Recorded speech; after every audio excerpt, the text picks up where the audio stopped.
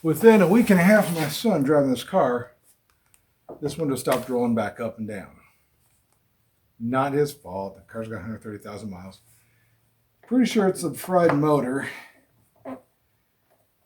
So I'm going to take this apart and see if I can at least get the window up, which I may not be able to, depending on how the mechanism is built. I may be stuck until I swap out the motor, which will take me a few days to get a motor in. What we got there? This door's got to come off. It's going to be a Torx inside there.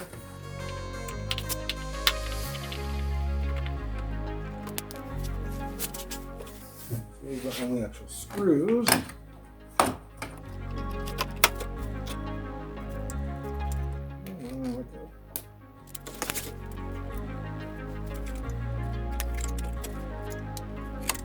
Interesting, maybe there's something wrong with that. Looks like there's a contact panel. Don't know if that's how it's supposed to look or not. Alright. Most of these, if they have screws in, the rest of it will just pull off. It's usually easier to do with a flathead, or better yet, a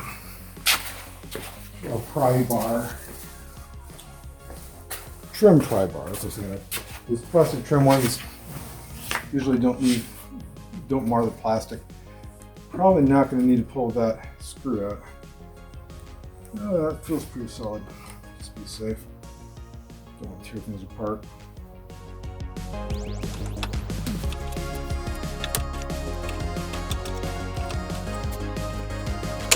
Yeah, it did have to come out.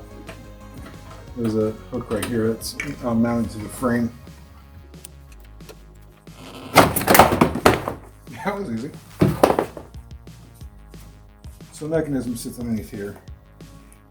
It has this glue that holds it together.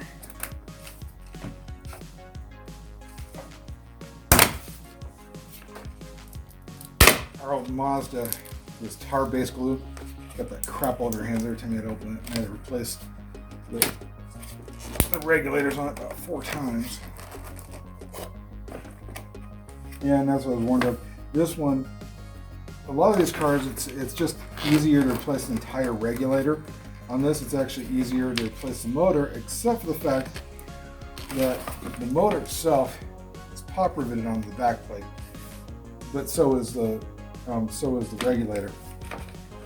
And so to get that off, you have to screw that out, and then you bolt on the new motor. In fact, the kit I saw, $45, comes with the bolts and everything, so that's not a big deal.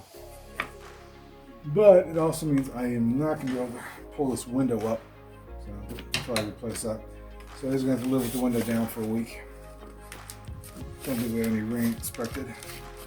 But the big problem around here isn't rain, it's sand and dust storms. And actually, it's not so much dust storm as if you're around anywhere that's new construction, the dirt blowing from all the dirt moving. So I'm not going to put the panel back on, but I also don't want to lose these screws. And I did try the switch here. I tried the switch at the front door. All the other windows are moving, which tells me it's not a fuse problem, because the windows usually all go through the same fuse, which means the last culprit is either the motor or the entire regulator itself. But it looks like the motor is generally what's at fault on the Luminas. And it's not too easy, or not too hard of a swap out either. And you'll live without a door panel for a week. Got a big trunk. So the morning after I took the panel off, Taylor had driven to school and sent me a text once he got to school with this image.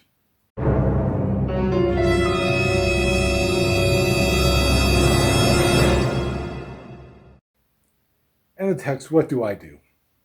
Well, I tell him when he gets home, get the alcohol wipe, clean up the cat crap, kill the neighbor's cat. Kidding. I did say kidding in there. And then when I got home, we'd put some plastic on the window, keep the cat out.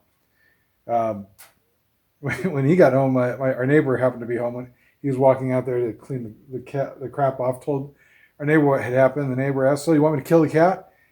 He told him no, but they don't they have two cats, and that one they don't actually care for because he does stuff like that.